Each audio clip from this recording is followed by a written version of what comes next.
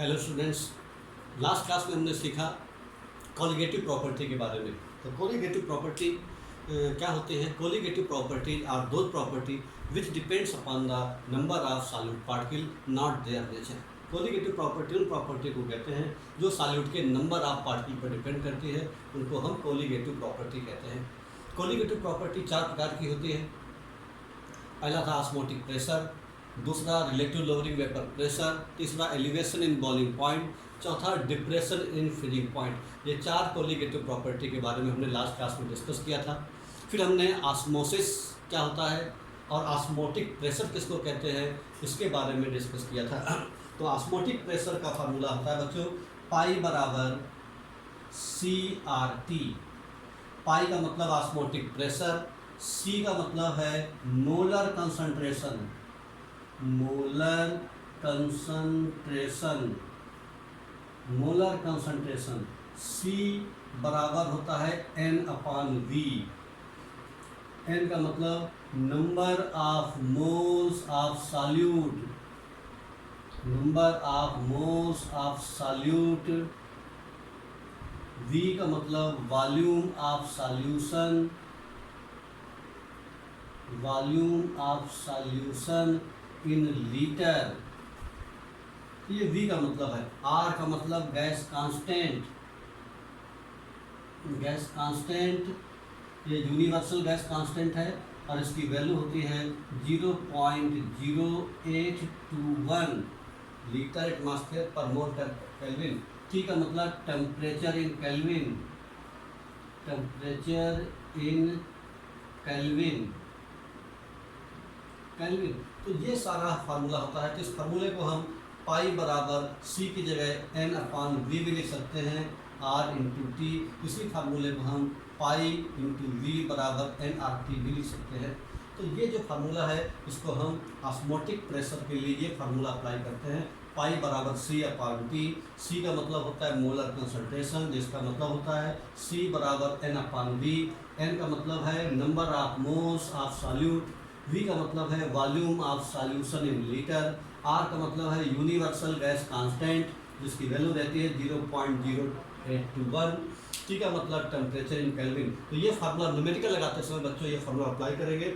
हर शब्द का मतलब क्लियर होना चाहिए। पाई को ऑस्मोटिक प्रेशर कहते हैं जिसकी यूनिट एटमॉस्फेयर में होती है। इसका जो यूनिट आएगा निकल के पाई का unit of osmotic pressure, unit of pi ये है एटमॉस्फेयर में जनरली रहता है, एटमॉस्फेयर में। तो इस तरीके से पाई का मतलब ऑस्मोटिक प्रेशर, R का मतलब गैस कांस्टेंट, T का मतलब टेम्परेचर इन केल्विन, C का मतलब है मोलर कंसंट्रेशन। तो ये फार्मूला अप्लाई करते हैं हम लोग ऑस्मोटिक प्रेशर निकालने के लिए। उसके बाद बच्चों ऑस्मोटिक प्रेशर अगर दो सॉल्यूशन के सेम हो, जब किसी दो सॉल्यूशन हमारे पास मान लीजिए कि एक सॉल्यूशन A है और दूसरा सॉल्यूशन B है,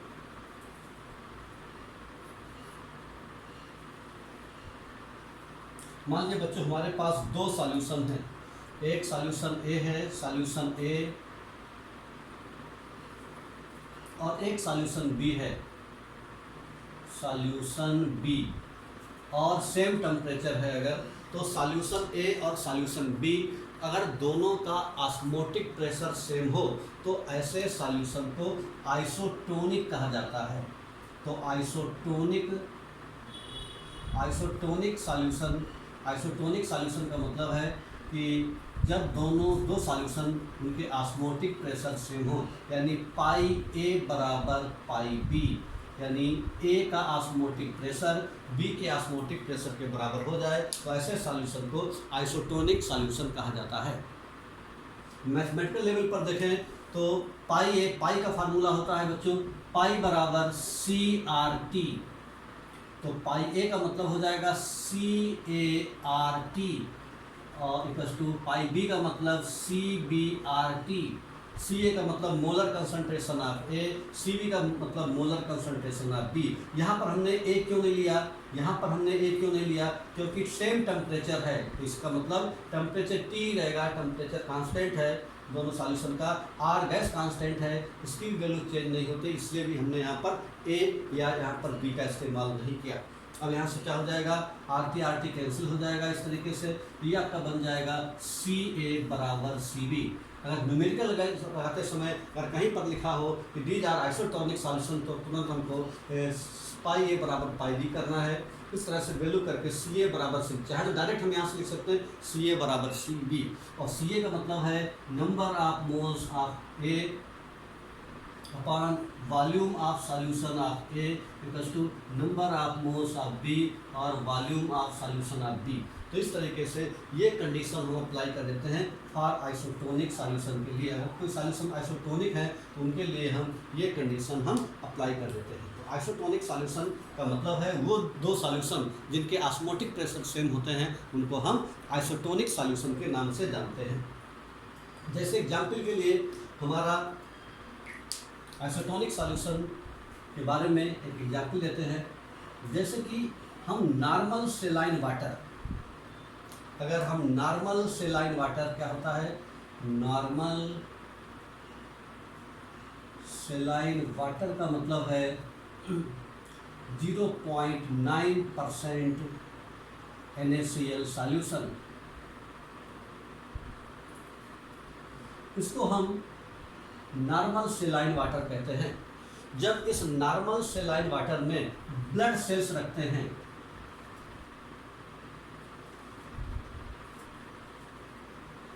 तो नॉर्मल सेलाइन सॉल्यूशन में जब हम नॉर्मल सेलाइन सॉल्यूशन का मतलब है 0.9% NaCl सॉल्यूशन, तो जब हम नॉर्मल सेलाइन वाटर यानी 0.9% NaCl सॉल्यूशन में ब्लड सेल को रखते हैं तो ब्लड सेल खराब नहीं होती। इसका मतलब ना तो ब्लड सेल श्रिंक होती, ना तो ब्लड सेल सिकुड़ती है, और ना ही ब्लड सेल फूलती है। ना तो फूलती है, ना तो फूल करके ब्रस्ट होती है, और ना ये श्रिंक होती है। क्यों? क्योंकि इस समय दोनों जो ब्लड सेल का अंदर का जो सॉल्यूशन है उसका कंसंट्रेशन तो इसके कंसंट्रेशन के बराबर है, यानी दोनों का ऑस्मोटिक प्रेशर सेम है। तो हम कह सकते हैं कि ये दोनों आइसोटोनिक सॉल्यूशन हैं, क्योंकि दोनों का ऑस्मोटिक प्रेशर सेम है, दोनों सॉल्यूशन का कंसंट्रेशन सेम है। कंसंट्रेशन सेम है तो इसका मतलब ऑस्मोटिक प्रेशर सेम है, क्योंकि pi is directly proportional to C। इसका मतलब ये हुआ कि अगर कंसंट्रेशन सेम है तो ऑस्मोटिक प्रेशर भी सेम है। तो ऐसे सॉल्यूशन को आइसोटोनिक सॉल्यूशन कहा जाता है। लेकिन अगर हम कंसंट्रेशन लेस देन 0.9% कर दें, अगर जो आपका नॉर्मल सेलाइन सॉल्यूशन है उसका कंसंट्रेशन हम 0.9% से कम कर दें और उसको ब्लड सेल के कांटेक्ट में रखा जाए, तो क्या होगा, इसका कंसंट्रेशन कम है, ब्लड सेल का कंसंट्रेशन ज़्यादा, इसका ऑस्मोटिक प्रेशर कम हुआ, इसका ऑस्मोटिक प्रेशर ज़्यादा।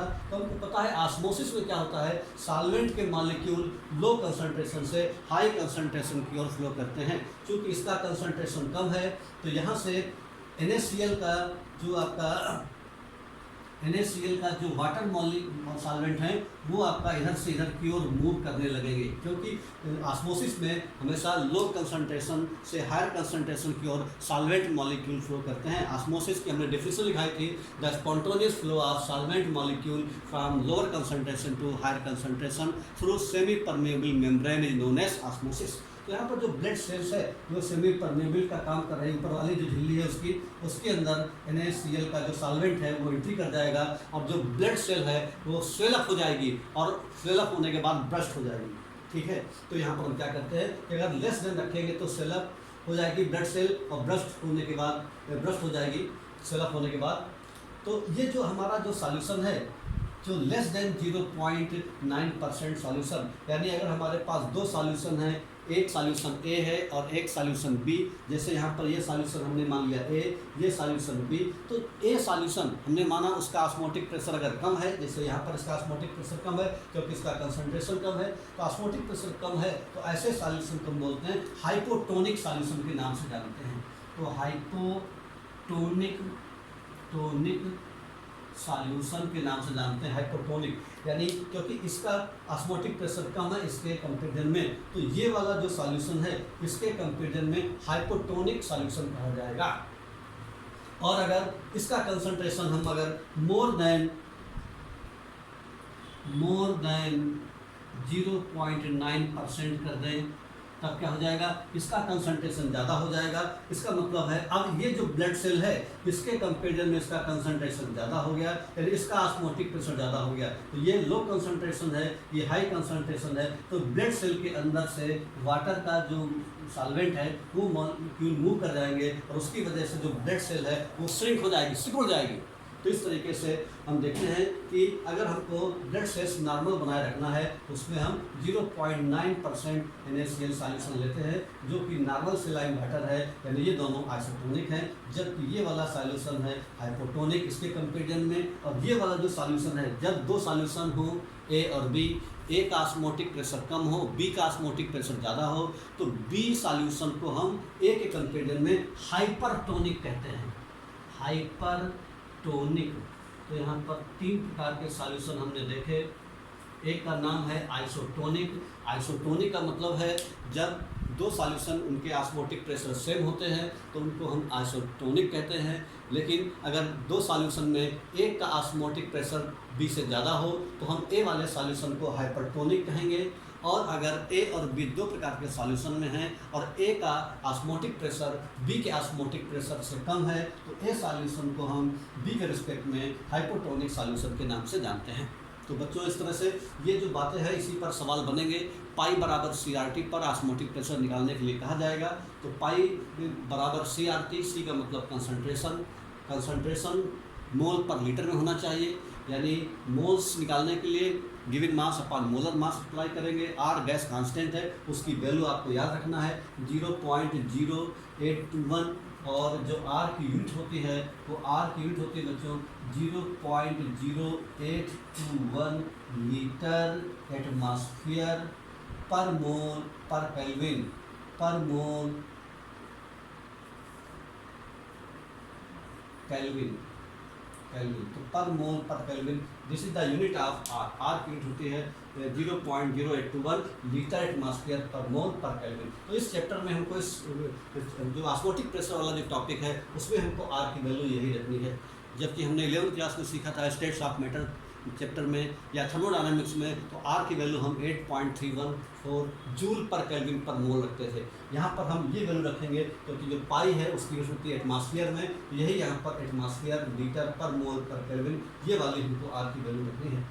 तो ये हमने कोलिगेटिव प्रॉपर्टी सीखी। जो पाई है ऑस्मोटिक प्रेशर, ये एक प्रकार की कोलिगेटिव प्रॉपर्टी है क्योंकि सी का मतलब होता है N अपॉन V, N का मतलब होता है number of moles of solute. तो इसका मतलब यह है, यही बात हमने बताई कि कोलिगेटिव प्रॉपर्टी वो होती है जो सॉल्यूट के नंबर पे डिपेंड करती है। तो यहाँ पर देख रहे हैं नंबर ऑफ मोल्स, यानी जो सॉल्यूट के number of moles per osmotic pressure depend करता है, इसलिए ऑस्मोटिक प्रेशर को कोलिगेटिव प्रॉपर्टी के नाम से जाना जाता है। इसके बाद बच्चों दूसरी कोलिगेटिव प्रॉपर्टी है relative in lowering vapour pressure. दूसरी कोलिगेटिव प्रॉपर्टी का नाम बच्चों relative in lowering vapour pressure, relative in lowering vapour pressure, lowering vapour pressure, vapour pressure, relative in lowering vapour pressure. ये जो कोलिगेटिव प्रॉपर्टी है इसको relative in lowering vapour pressure के नाम से जाना जाता है। ये क्या होता है? सबसे पहले इस बात को समझने के लिए हम समझेंगे कि हमारे पास एक वेसल है और इसमें वाटर फिल है, H2O वाटर फिल है। तो इसको हम अगर गर्म करेंगे तो क्या होगा कि इसके वेपर्स बनते हैं, वेपर्स बनते हैं। क्लियर? तो हमने माना इसका वेपर प्रेशर जो है P0 है शुरुआत में, जो प्योर सॉल्वेंट है। तो हम मान लिया if the PO is the vapor pressure of pure solvent। जो प्योर सॉल्वेंट है उसका वेपर प्रेशर हमने PO मान लिया। तो PO is the vapour pressure of pure solvent, इसको हम वेपर प्रेशर मानते हैं। अगर इस सॉल्वेंट में हमने कोई नॉन वोलाटाइल सब्सटेंस मिला दिया, कोई नॉन वोलाटाइल नॉन वोलाटाइल आपको पता होगा, जैसे कि NaCl है या शुगर है, जो वेपराइज ना होता हो, या ग्लूकोज है या यूरिया है, तो ऐसे सब कंपाउंड को नॉन वोलाटाइल कहा जाता है। तो जब हम प्योर सॉल्वेंट में कोई नॉन वोलाटाइल सॉल्यूट मिला देते हैं तो हमेशा उसके वेपर प्रेशर में कमी हो जाती है। ध्यान रखने वाली बात है, जब कोई प्योर सॉल्वेंट है, उस प्योर सॉल्वेंट में हम कोई नॉन वोलाटाइल सब्सटेंस मिलाते हैं, तो नॉन वोलाटाइल सब्सटेंस मिलाने के बाद हमेशा उस प्योर सॉल्वेंट जो था उसके वेपर प्रेशर में कमी हो जाती है। हमने माना कि वो आपका पहले प्योर सॉल्वेंट का वेपर प्रेशर PO था, P0 था, और उसको मिलाने के बाद मान लीजिए कि उसका वेपर प्रेशर PS हो गया। PS का मतलब है vapour pressure of solution. Vapour pressure of solution का मतलब after adding non volatile substance, तो वेपर प्रेशर ऑफ सॉल्यूशन। तो पहले था PO, NaCl मिलाने के बाद उसका वेपर प्रेशर हो गया PS, तो कितने की कमी आई? इसी कमी को बोलते हैं हम लोग lowering in vapour pressure. Lowering in vapour pressure के नाम से जानते हैं। और ये जो लोअरिंग इन वेपर प्रेशर है वो कितना होता है आपका, इसको हम लोग डेल्टा P से नोट करते हैं, और डेल्टा P बराबर होता है PO माइनस PS। तो ये जो है इसको लोअरिंग इन वेपर प्रेशर के नाम से जानते हैं, लोअरिंग इन वेपर प्रेशर। तो हमने राउल्ट्स लॉ में भी पीछे सीखा था कि अगर कोई आपका दो कंपोनेंट हैं, दो कंपोनेंट में एक कंपोनेंट वोलाटाइल है और दूसरा कंपोनेंट नॉन वोलाटाइल है, तो वहाँ पर हमने राउल्ट्स लॉ अप्लाई किया था। तो यहाँ पर इस फार्मूले को भी हम राउल्ट्स लॉ जैसा ही इस्तेमाल कर सकते हैं। ये क्या रहता है? Relative lowering vapour pressure. तो रिलेटिव लोअरिंग वेपर प्रेशर क्या होता है? रिलेटिव लोअरिंग वेपर प्रेशर का मतलब है it is the ratio of lowering in vapour pressure and vapour pressure of pure solvent. इन दोनों के रेशियो को बोलते हैं हम लोग रिलेटिव लोअरिंग वेपर प्रेशर। ध्यान से देखिए बच्चों, लोअरिंग वेपर प्रेशर का मतलब है P0 माइनस PS, जबकि रिलेटिव लोअरिंग वेपर प्रेशर का मतलब है P0 minus PS upon P0। तो ये है relative in lowering vapour pressure. तो रिलेटिव इन लोअरिंग जो वेपर प्रेशर है, relative in lowering vapour pressure is equal to the mole fraction of solute. इसको हम स्टेटमेंट को राउल्ट्स लॉ के लिए हम कह सकते हैं फॉर नॉन वोलाटाइल सॉल्यूट, यानी एक सब्सटेंस वोलाटाइल है और एक सब्सटेंस नॉन वोलाटाइल है, तो यहाँ पर इस फार्मूले को राउल्ट्स लॉ जैसा कंसीडर किया जा सकता है। PO minus PS upon PO equals to mole fraction of solute, यानी small n upon small n plus capital N। यानी ये जो फार्मूला है ये रिलेटिव लोअरिंग वेपर प्रेशर का फार्मूला है। तो यहाँ पर देखिए बच्चों, ये फार्मूला T0 का मतलब है vapour pressure of pure solvent, PS का मतलब है vapour pressure of solution, small n का मतलब है number of moles of solute, small n का मतलब है number of moles of solute, number of moles of solute, ये स्मॉल n का मतलब है, और कैपिटल N का मतलब है number of moles of solvent, number of moles of solvent. तो ये जो फार्मूला है, ये जो फार्मूला आपका अप्लाई होगा PO minus PS upon PO equals to small n upon small n plus capital N। तो ये जो फार्मूला है इसको हम राउल्ट्स लॉ की तरह भी लगा सकते हैं, लेकिन तब जब एक कंपोनेंट वोलाटाइल है और एक कंपोनेंट नॉन वोलाटाइल है। ये फार्मूला यहाँ पर हम लोग इस्तेमाल कर सकते हैं, PO minus PS upon PO equals to small n upon small n plus capital N।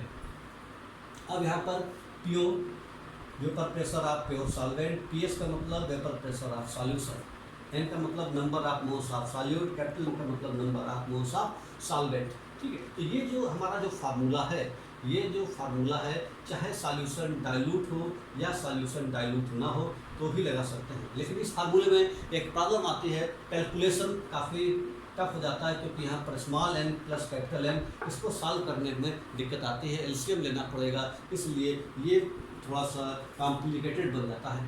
तो इसलिए फॉर डाइल्यूट सॉल्यूशन, अगर कोई सॉल्यूशन डाइल्यूट है तो फॉर डाइल्यूट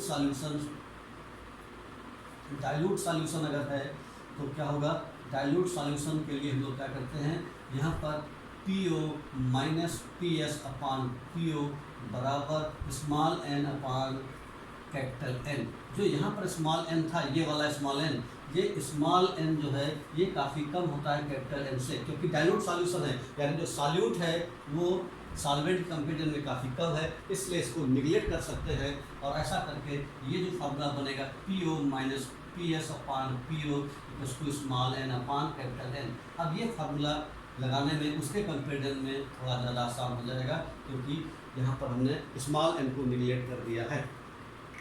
तो ये फार्मूला हम लगा सकते हैं, ठीक है। लेकिन अगर सॉल्यूशन मान लो डाइल्यूट नहीं है तो फिर हमको ये फार्मूला अप्लाई करना पड़ेगा, जो कि काफ़ी टिपिकल हो जाता है। इसलिए उससे बचने के लिए हम लोग क्या करते हैं कि एक काम और करते हैं, जिससे कि हम एक फार्मूला ऐसा लगाते हैं जिससे कि चाहे वो सॉल्यूशन डाइल्यूट हो या सॉल्यूशन डाइल्यूट ना हो, उन दोनों के लिए एक एक फार्मूला लगाते हैं। यहाँ पर लेकिन दो अलग अलग फार्मूले हैं। अगर सॉल्यूशन डाइल्यूट है तो ये फार्मूला, और सॉल्यूशन अगर डाइल्यूट ना हो यानी जो स्मॉल n की वैल्यू इतनी कम ना हो कि उसको निगलेक्ट किया जा सके कैपिटल N के कंपेरिजन में, तब हमको पूरा फार्मूला अप्लाई करना पड़ेगा।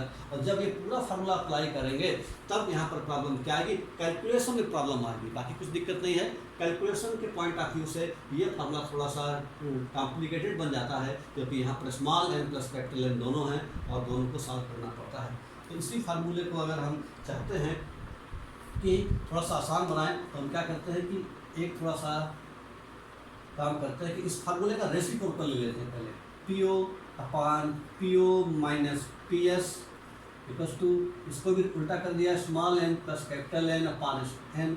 अब दोनों में से 1 सब्ट्रैक्ट कर दिया तो PO upon PO minus PS minus 1 equals to small n plus capital N upon n minus 1, यानी 1 को सब्ट्रैक्ट कर दिया बोथ द साइड्स। ऐसा हम कर सकते हैं मैथमेटिकल पॉइंट ऑफ व्यू से। फिर यहाँ पर हमने क्या किया, PO माइनस PS का एलसीएम ले लिया, यहाँ पर हो जाएगा PO माइनस, ये हो जाएगा PO minus PS equals to, ऐसे बच्चों यहाँ पर भी स्मॉल n कॉमन लेंगे तो ये हो जाएगा small n plus capital N minus small n, ये n से n कैंसिल हो गया, इधर P नॉट कैंसिल हो गया, माइनस माइनस प्लस, तो ये हो गया PS upon PO minus PS equals to capital N upon small n। फिर इस फार्मूले को हमने रिवर्स कर दिया, क्योंकि जैसा पहले था, ये हो जाएगा PO minus PS upon PS equals to small n upon capital N। तो बच्चों ये जो फार्मूला आया निकल करके, ये फार्मूला हम दोनों की लगा सकते हैं, चाहे आपका सॉल्यूशंस डाइल्यूट हो तब भी हम लगा सकते हैं, सॉल्यूशन डाइल्यूट ना हो नहीं तो हमको ये फार्मूला लगाना पड़ता। तो ये फार्मूला जो है वो दोनों कंडीशन में लगा सकते हैं, चाहे सॉल्यूशन डाइल्यूट हो या सॉल्यूशन डाइल्यूट ना हो तो भी। इस तरीके से हमें इस तरह से हम जो सवाल लिखा रहेगा, हम कई बार सवाल पढ़ के हम नहीं समझ पाते कि सॉल्यूशन डाइल्यूट है या सॉल्यूशन डाइल्यूट नहीं है। तो इस तरीके से इस तरह के कन्फ्यूजन से बचने के लिए हम ये फार्मूला लगाएंगे, इससे लगभग आंसर वही आता है, लगभग जितना इस फार्मूले से निकालने से आता है या इस फार्मूले से निकालने से आता है। ठीक है, तो आप कर सकते हैं, ये फार्मूला दोनों के लिए याद कर सकते हैं। और या तो फिर अगर ये ना करना चाहें तो डाइल्यूट के लिए ये फार्मूला, और डाइल्यूट नहीं है तो उसके लिए ये फार्मूला लगा सकते हैं। तो इस तरीके से इस फार्मूले पर न्यूमेरिकल आएंगे। आपको ध्यान रखना है इसमें क्या क्या मतलब है। P नॉट का मतलब है vapour pressure of solution, P not का मतलब है vapour pressure of pure solvent, PS का मतलब है वेपर प्रेशर ऑफ सॉल्यूशन। फिर यहाँ पर PS है, इसका मतलब vapour pressure of solution. Solution का मतलब है जब हमने उसमें नॉन वोलेटाइल सब्सटेंस मिला दिया, क्योंकि पहले प्योर सॉल्वेंट था, नॉन वोलेटाइल सब्सटेंस मिलाने के बाद सॉल्यूट भी मिल गया और सॉल्वेंट भी था, तो दोनों मिलकर के सॉल्यूशन बन गया। तो PS का मतलब vapour pressure of solution, P not का मतलब vapour pressure of pure solvent, small n का मतलब है number of moles of solute, और कैपिटल N का मतलब है number of moles of solvent. और नंबर ऑफ मोल्स है, इसका फार्मूला है given mass of solute upon molar mass of solute, और कैपिटल N का मतलब है mass of solvent upon molar mass of solvent. तो यहाँ से ध्यान रखेंगे, ये सारी वैल्यू पुट करके हमारा न्यूमेरिकल आ जाएगा। इस तरीके से न्यूमेरिकल के पॉइंट ऑफ व्यू से ये फार्मूला हम अप्लाई करते हैं। और ये जो हमारा कोलिगेटिव प्रॉपर्टी थी, इस कोलिगेटिव प्रॉपर्टी को बोलते हैं हम लोग relative lowering in vapour pressure, क्योंकि ये रिलेटिव लोअरिंग वेपर प्रेशर है वो स्मॉल n के मतलब number of moles of solute पर डिपेंड कर रहा है। इसका मतलब रिलेटिव लोअरिंग वेपर प्रेशर भी एक प्रकार की कोलिगेटिव प्रॉपर्टी है।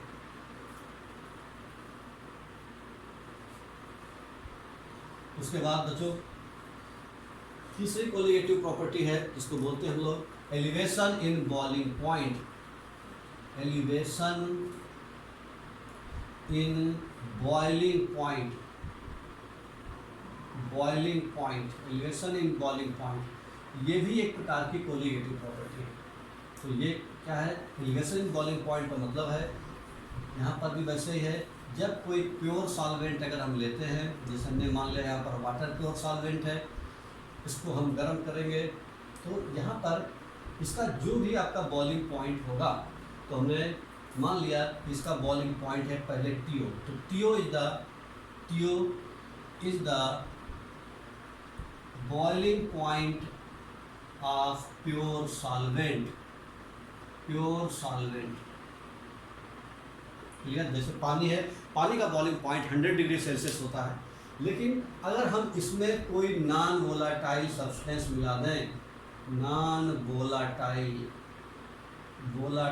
सब्सटेंस मिला दें, जब हम नॉन वोलाटाइल सब्सटेंस मिला देंगे तो हमेशा इसका बॉइलिंग पॉइंट पहले कंपेरिजन में बढ़ जाएगा, ठीक है। तो इसको बोलते हैं हम लोग elevation in boiling point. Elevation in boiling point का मतलब है जब हम किसी प्योर सॉल्वेंट में कोई नॉन वोलाटाइल सब्सटेंस मिलाते हैं। नॉन वोलाटाइल का मतलब जैसे NaCl है जो वेपराइज ना हो, जैसे आपका शुगर है, शक्कर, या जैसे ग्लूकोज है, यूरिया है, ये सारे कंपाउंड नॉन वोलाटाइल कंपाउंड कहे जाते हैं जो वोलाटाइल नेचर के नहीं होते। जब कोई प्योर सॉल्वेंट में नॉन वोलाटाइल सब्सटेंस मिलाते हैं तो हमेशा उसका बॉइलिंग पॉइंट पहले के कंपेरिजन में बढ़ जाता है। जैसे कि पानी का, यहाँ पर सॉल्वेंट हमने पानी लिया हुआ है क्योंकि हमके पानी का बॉइलिंग पॉइंट पता है। वाटर का बॉइलिंग पॉइंट 100 डिग्री सेल्सियस होता है, ठीक है, जब प्योर स्टेट में होगा तब, जब उसमें कोई सब्सटेंस, कोई नॉन वोलाटाइल सब्सटेंस नहीं मिलाएंगे। जब नॉन वोलाटाइल सब्सटेंस मिलाते हैं तो पानी का बॉइलिंग पॉइंट 100 डिग्री सेल्सियस से कुछ बढ़ जाता है। जैसे मान लो हो गया 100.05 डिग्री सेल्सियस या 100.1 डिग्री सेल्सियस, तो इस तरह से इसका बॉइलिंग पॉइंट पहले के कंपेरिजन में बढ़ जाता है, जिसको हम कहते हैं TS। तो TS क्या है, TS is the boiling point of solution, solution है। तो यहाँ पर जो एलिवेशन बॉइलिंग पॉइंट कितना जो बढ़ा, कितना बढ़ा, पहले था T0 NaCl मिलाने के बाद बढ़ करके इतना हो गया, तो कितना बढ़ा, TS माइनस TO, यही जो बढ़ा हुआ तो बॉइलिंग पॉइंट है, इसी को हम एलिवेशन इन बॉइलिंग पॉइंट कहते हैं। यानी जो डेल्टा TB से रिप्रेजेंट करते हैं, तो डेल्टा TB का मतलब है एलिवेशन इन बॉइलिंग पॉइंट।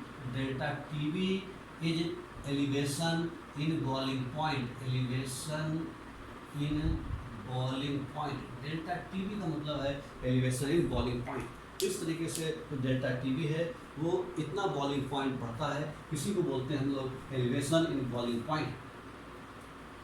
जो एलिवेशन इन जो बॉइलिंग पॉइंट है, एलिवेशन इन बॉइलिंग पॉइंट, वो एलिवेशन इन बॉइलिंग पॉइंट जो है ये आपका मोलरिटी के डायरेक्टली प्रोपोर्शनल होता है। यानी डेल्टा TB जो है is directly proportional to its molarity. यानी अगर हम फॉर्मूला अप्लाई करेंगे तो delta TB equals to KB into molarity, यानी ये एक फार्मूला है, यानी इस फार्मूले को हम अप्लाई कर सकते हैं। तो डेल्टा TB का मतलब है elevation in boiling point, M का मतलब है मोलरिटी,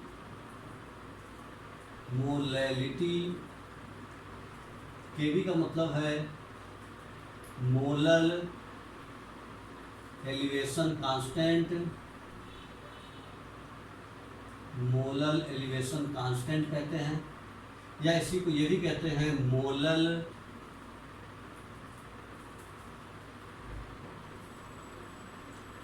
ब्यूलियोस्कोपिक कांस्टेंट के नाम से भी जानते हैं। तो केबी का मतलब है मोलल एलिवेशन कांस्टेंट, M का मतलब है मोलरिटी, और डेल्टा TB का मतलब है एलिवेशन इन बॉइलिंग पॉइंट। तो इस तरीके से ये फार्मूला हम अप्लाई करके डेल्टा TB निकाल सकते हैं, KB निकाल सकते हैं और मोलरिटी निकाल सकते हैं। यहाँ पर KB की यूनिट क्या होगी, unit of KB, unit of KB, unit of KB कैसे निकालते हैं, डेल्टा TB बराबर KB इंटू M, ये है आपका फार्मूला। और हमको यूनिट निकालनी है केवी की, तो केवी को कैसे डिफाइन करेंगे? केवी को डिफाइन करने के लिए हम क्या करेंगे, इसी फार्मूले में डेल्टा टीबी बराबर केवी इंटू एम। तो यहाँ से आपका डेल्टा टीबी अपान एम बराबर हो जाएगा केवी। तो अगर हम इस मोलरिटी 1 ले लें, मोलरिटी का फार्मूला अगर हम लगाएंगे तो क्या हो जाएगा, डेल्टा टीबी, मोलरिटी का फार्मूला होता है number of moles of A, number of moles of A upon mass of solvent in kilogram. ये फार्मूला है। Na अपान WA, ये फार्मूला होता है मोलरिटी का। ये WA ऊपर चला जाएगा तो ये यहाँ से हट के आ जाएगा यहाँ पर WA, और ये है KB। अगर हम मोलरिटी 1 ले लेते हैं तो मोलरिटी 1 का मतलब है 1 moles of solute present in 1 kilogram of solvent. यानी जब सॉल्यूट का 1 मोल 1 किलोग्राम सॉल्वेंट में प्रेजेंट होता है तो मोलरिटी 1 होती है। क्योंकि हम यहाँ कह रहे हैं मोलरिटी 1 है, तो इसका मतलब जो Na है इसकी वैल्यू कितनी आ गई, ये भी 1 हो गया, Na बराबर भी 1 हो गया क्योंकि आपका मोलरिटी 1 है। और जो सॉल्वेंट का मास है वो भी कितना हो गया, 1 किलोग्राम। तो यहाँ पर अगर हम 1 रखेंगे और यहाँ पर 1 रखेंगे तो ये हमारा आपका यही हो जाएगा, यानी डेल्टा टीबी बराबर केबी। क्लियर? इसका मतलब इसकी यूनिट अगर निकालेंगे तो यहाँ पर यूनिट किसकी क्या थी, यूनिट नंबर ऑफ मोल्स थे, यहाँ पर क्या है mass of solvent in kilogram. जो केबी की यूनिट है, यूनिट ऑफ केबी कितना होगा, unit of KB will be, unit of KB ये हो जाएगा आपका केल्विन, क्योंकि केल्विन ही यूनिट है इसकी, और ये 1 किलोग्राम, तो केल्विन इंटू केजी, और ये नीचे मोल है तो per mole, that is the unit of KB. तो केबी की यूनिट जो है जिसको मोलर एलिवेशन कांस्टेंट कहते हैं, उसकी यूनिट होती है केल्विन किलोग्राम पर मोल।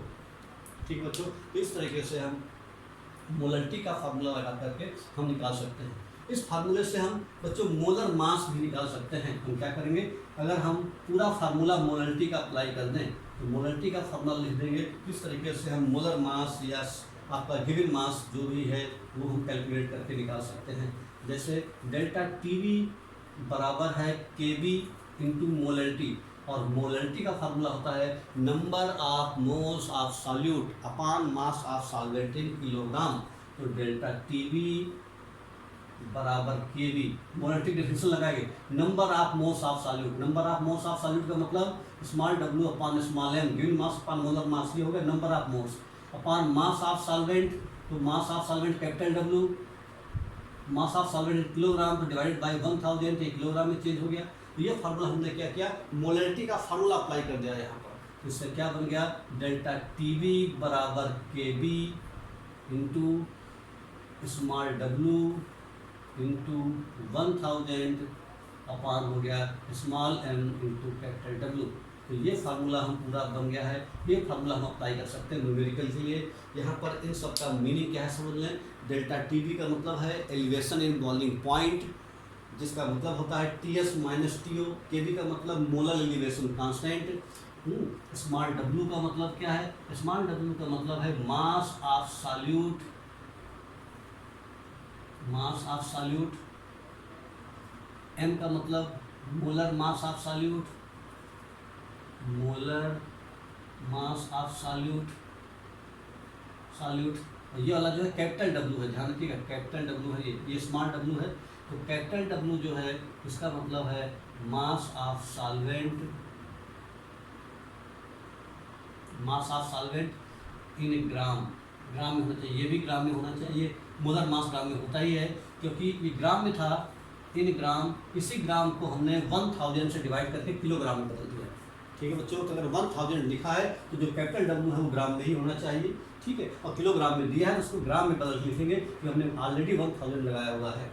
तो इस तरीके से डेल्टा टीवी का मतलब एलिवेशन बॉइलिंग पॉइंट, केबी का मतलब मोलर एलिवेशन कांस्टेंट, W का मतलब mass of solute, capital W का मतलब मास of solvent in gram, small m का मतलब मोलर मास ऑफ सॉल्यूट, ध्यान रखना है हमको, और ये 1000 डेल्टा टी वी इससे निकल आएगा। तो यहाँ पर बच्चों हमको 1 2 3 4 5 क्वांटिटी दी हुई है, इसमें से कोई 4 क्वांटिटी दी होंगी, 5वीं क्वांटिटी हम निकाल सकते हैं। यहाँ पर जो के बी है ये जनरली दिया रहता है, कई बार के बी नहीं भी देते हैं, लेकिन मोस्टली के बी दिया रहता है। के बी एक प्रकार का मोलर एलिवेशन कांस्टेंट है जो डिफरेंट सॉल्वेंट के लिए डिफरेंट होता है। अगर सॉल्वेंट वाटर है तो उसका जो मोलर एलिवेशन कांस्टेंट है उसकी वैल्यू मेरे ख्याल से 0.52 होगी। ऐसे ही अगर सॉल्वेंट क्लोरोफॉर्म है तो उसके लिए कुछ और वैल्यू होगी, सॉल्वेंट अगर एसीटोन है तो उसके लिए कुछ और वैल्यू होगी। यानी जो मोलर एलिवेशन कांस्टेंट की वैल्यू डिफरेंट सॉल्वेंट के लिए डिफरेंट होती है। अब जो एक रिलेशन और भी है आपका मोलर एलिवेशन कांस्टेंट निकालने के लिए, वो जो रिलेशन है, एक रिलेशन है आपका जिसको हम एंथैल्पी ऑफ वेपराइजेशन के नाम से जानते हैं।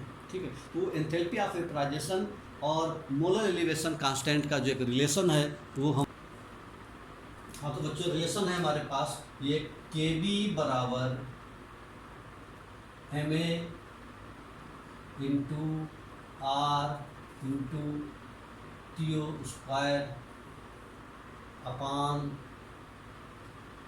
Delta H vaporisation into 1000। एक ये रिलेशन है, ये relation between enthalpy of vaporisation. Clear? तो यहाँ पर एम ए का मतलब है molar mass of solvent, M A का मतलब है molar mass of solvent, molar mass of solvent है बच्चों। एम ए का मतलब है मोलर मास ऑफ सॉल्वेंट, ठीक है। आर का मतलब है गैस कांस्टेंट, आर का मतलब है गैस कांस्टेंट। टी नॉट का मतलब है boiling point of pure solvent, boiling point of pure solvent. Pure solvent का मतलब जब हमने उसमें कोई नॉन वोलेटाइल सब्सटेंस नहीं मिलाया है तो उसको बोलते हैं टीओ। टीओ का मतलब है boiling point of pure solvent. और यहाँ पर डेल्टा एच वी मतलब इसको बोलते हैं हम लोग enthalpy of vaporisation, enthalpy of vaporisation है ये, इसको बोल देंगे enthalpy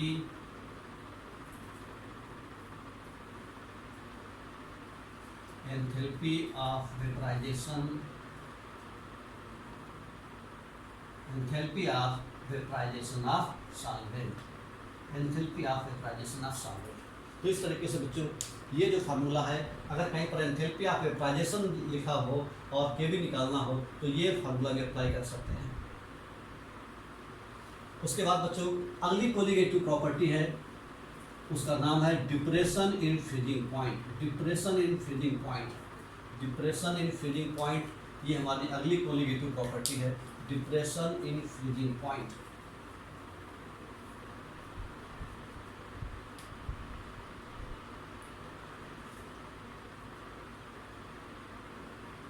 depression in freezing point, freezing point, depression in freezing point. Depression in freezing point का मतलब है जब किसी प्योर सॉल्वेंट में कोई नॉन वोलेटाइल सब्सटेंस मिलाते हैं, जैसे कि हम एलिवेशन बॉइलिंग पॉइंट में जब कोई प्योर सॉल्वेंट में नॉन वोलेटाइल सब्सटेंस मिलाते थे तो उसका बॉइलिंग पॉइंट पहले कंपेरिजन में बढ़ जाता था। वैसा ही ठीक यहाँ पर भी है, जब हम किसी प्योर सॉल्वेंट में कोई नॉन वोलेटाइल सब्सटेंस मिलाते हैं तो हमेशा उसके फ्रीजिंग पॉइंट में कमी आ जाती है, बॉइलिंग पॉइंट बढ़ता है तो एलिवेशन कहते हैं, एलिवेशन माने बढ़ना।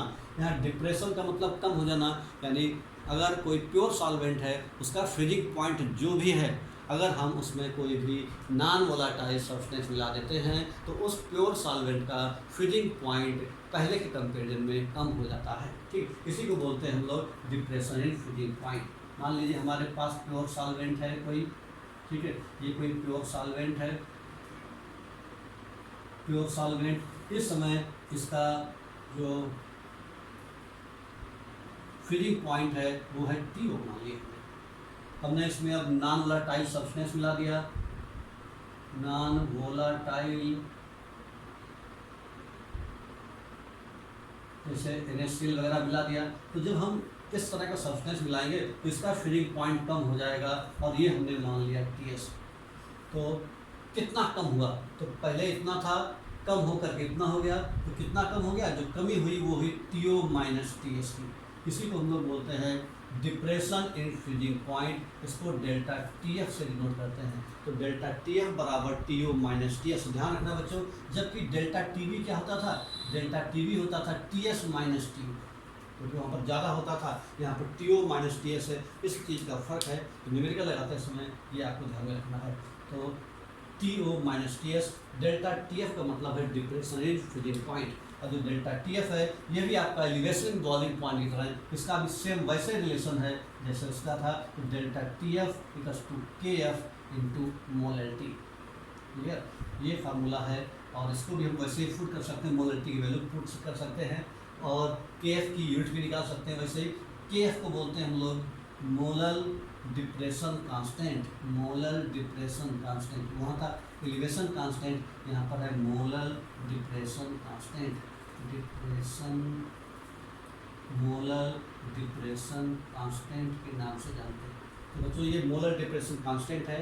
डेल्टा TF का मतलब है डिप्रेशन इन फ्रीजिंग पॉइंट, और M का मतलब है मोलैलिटी। डेल्टा TF का मतलब है डिप्रेशन इन फ्रीजिंग पॉइंट,